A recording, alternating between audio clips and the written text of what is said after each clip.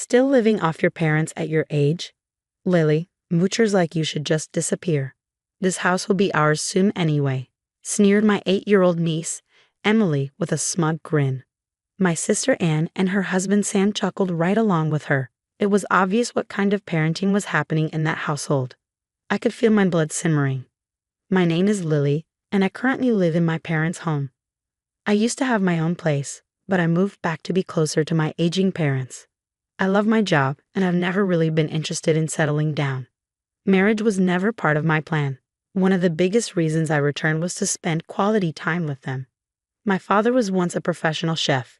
Even though he's retired now, he still cooks with skill and passion. His meals are something I truly cherish. When I lived on my own, I missed his cooking deeply, though I never told anyone that. When I came back, I made it a point to help out however I could.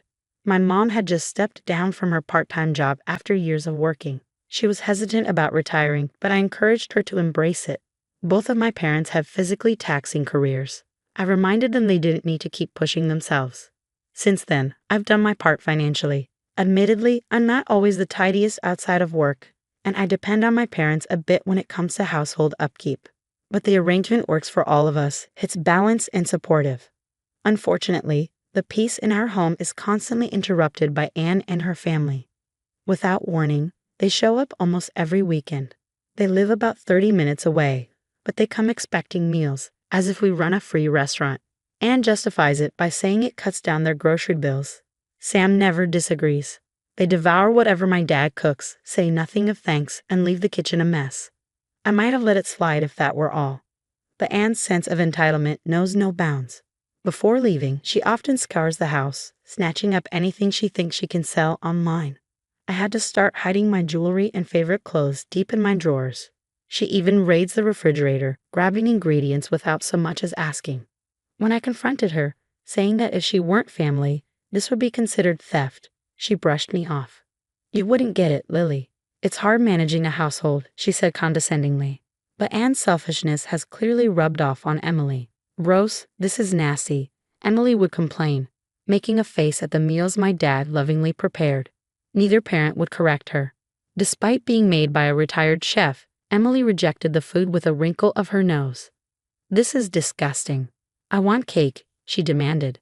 And instead of disciplining her, Sam would look at me and say, "Do you have any?" All I could do was blink in disbelief. "Excuse me," I replied. Before things got tense, my dad stepped in gently, apologizing. "Sorry, Emily, we didn't make any cake today. Did you not like the meal?" Emily scowled. "It's always gross. I only like dessert. I don't want Grandpa's food." Despite the fact that they came for free food week after week, if Emily didn't like it, it seemed we had to adjust. "Mom, Dad, can you please prepare sweets and cake for Emily next time?" Sam requested casually. I couldn't believe how entitled Anne and her family had become, especially how they treated our parents like staff. But I held my tongue, not wanting to stress my elderly parents further. I felt sorry for them. As usual, after their visit, Anne and Emily took a quick lap through the house, grabbing whatever they thought was useful, and then left. It felt like they already saw this place as their own. The audacity was infuriating. Seeing my frustration, my mom quietly said, "It's my fault. I should have had cake ready. I'm sorry." Meanwhile, my dad silently scraped Emily's untouched meal into the trash. The sight tore at my heart. For the next week, I wrestled with the thought of telling Anne they needed to stop coming over. But before I could act, they showed up again, uninvited, as if it were normal. "Is dinner ready yet?" Sam asked, like he lived here. Emily frowned at the cake my mom had bought. "There aren't enough strawberries. I don't like it." Sam changed the TV channel without so much as a glance. They were behaving as if they owned the place. Later that evening, while Anne and Sam enjoyed their wine and food, Emily sat glued to her phone, still refusing to eat. "Grandpa and Grandma are so useless. I wish they'd hurry up and leave," she muttered under her breath. Then, out of nowhere, she declared brightly, "Good news, we're moving in next week." I froze. My parents looked just as blindsided as I felt. Sam added with a grin, "Yeah, we figured it's too much of a hassle to drive here every week. Living together will cut expenses, no more rent, free groceries." My parents sat in stunned silence. I finally spoke up. Hold on, that's incredibly sudden. We don't have enough space, and you're planning to move in without offering to pay for anything? That's not happening. Sam's smile vanished, but before he could reply, Emily beat him to it. Lily should just move out already, she said, placing her phone down and glaring at me. She's a freeloader. Grown-ups who live with their parents are losers. This house is going to be ours. Anne and Sam laughed quietly behind her, clearly proud of her outburst. I stared at this child, wondering how an 8-year-old could be so cruel, and realized she was just echoing what she'd been taught. My mother tried to calm things down. Emily, don't say that. You're going to hurt Lily's feelings. I don't want to live with her, Emily snapped. She's embarrassing. What if my friends find out? I want her gone next week. That was the last straw. After months of biting my tongue, I finally spoke. Fine, as you wish, I'll be out by next week. You can have it all to yourselves. Anne's family smirked, seemingly pleased, and walked out as usual without lifting a finger to help. My parents looked frightened, but oddly relieved. Maybe they too have finally reached their breaking point. When I suggested a solution, there was a lot to do before Anne's family could move in. Thankfully, my parents were a great help, and it provided me with much-needed relief. The house was cleaned up, and the move was complete, just as Emily had demanded. Essentially, I had moved out for their sake. The day came when Anne's family was set to move in. I was busy settling into my new place. While I missed the house I'd lived in for years, the new place felt refreshing. I could already feel the weight lifting, knowing I wouldn't have to deal with Anne's family popping in uninvited every week. While I was cleaning, my phone rang. It was Anne calling over and over. I finally answered, and she practically screamed, Lily, why didn't you pick up? There's a problem with the house. Well, it's my house now, and I've already torn it down, I replied, trying to keep my tone light. What did you do? She yelled, shocked. I could only imagine the surprise on their faces when they arrived to find the house being demolished. When I moved back to help my parents, the house was transferred to my name, and I made the decision to demolish it. It was old, and my parents agreed it was time for a change. Plus, with Anne's family wanting to move in, I thought it was the best option. Emily's comment about me being a parasite was clearly misplaced.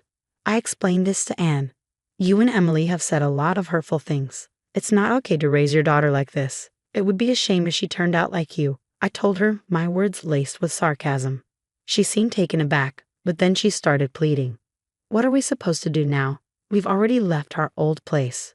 We're going to end up homeless. Emily's only 8. Maybe it's good for Emily to experience a bit of hardship. I responded coolly, still cleaning. Anne started crying, saying, how could you be so cruel? I thought to myself, that should be my question. Who was it that insulted me, both directly and through their daughter? I shot back. I'm sorry, I'll make Emily apologize. Please just let us stay in your new place tonight, she begged. Not happening. Mom and Dad are scared of you now. You've been nothing but negative, and our new home is just perfect. They're happy here. Please stop interfering with our peace, I replied firmly, hanging up the phone. Anne kept calling, but I ignored her. I noticed she also reached out to our parents, but they ignored her as well. Eventually, the call stopped. I guess she and her family found somewhere else to stay. A few days later, my mom told us what had happened. Anne had been sending texts to Mom. Apparently, they were now staying with Sam's parents. Sam's mom is very strict about manners, and Anne clearly isn't happy living under such a rigid roof. Emily, who had been spoiled, was having a hard time adjusting to the new environment. In a way, I think it's good for her. She was headed down a bad path, and this might help her grow into a more disciplined person. Tough on her now, but maybe a better future. It turned out Anne and Sam were in worse financial trouble than we knew. Sam had a gambling problem and often wasted money on bets. Anne didn't stop him, she even joined him sometimes. They had racked up a lot of debt, and that's why they wanted to live with our parents. I couldn't believe their audacity. Sam eventually left Sam's parents' house, but no one really knows where he went. He left a note saying, I'm leaving. Don't look for me. The police treated it like he left voluntarily, likely due to debt collectors chasing him. He's now working multiple jobs just to survive. Anne continues to text Mom daily, asking for help, but Mom has made it clear she won't be giving in. We raised her that way, but this is a necessary trial for her, Mom said. Interestingly, our parents and Sam's parents are on good terms. When Mom apologized to Sam's mom for the trouble caused by Anne and Emily, Sam's mom just laughed and said, "These kids are a real challenge, but they're worth teaching. Don't worry about Anne. I'll make sure to give her and Emily a good education." At this point, my parents and I are relieved to have cut ties with Anne's family. We no longer live in constant dread of their uninvited visits. Dad, who had lost some confidence in his cooking after Emily's harsh comments, is now back to his old self, proudly cooking meals for us in the new kitchen. Every time I tell him his food is delicious, he gets more excited to cook. Mom, who used to get exhausted when Anne's family came over, is now enjoying life again. She's joined a local art club and resumed her passion for watercolor painting. It's been great seeing her get back to what she loves, and she's now going to the park to sketch. We're looking forward to the upcoming exhibition by the art club, and we plan to attend. It's nice to see my mom thriving again. As for me, life is busy but peaceful. I'm still doing the work I love, and with Anne and her family no longer around, I feel a huge weight lifted off my shoulders. I didn't realize how much stress they were causing me until it was gone. Now I feel free to enjoy life again. My parents are aging, but they're happy and healthy. I know I'll be there for them when they need care, and our new home is well equipped to make caregiving easier. Lily, thanks to you, we're so happy, Mom says all the time. Dad always adds a warm smile and a thank you as well. I moved back home for them, but seeing them so content is the real reward. I want to continue living this calm, fulfilling life and make sure we stay happy together. Thanks for reading, and I hope to see you again soon. Stay tuned for the next update. 2 seconds.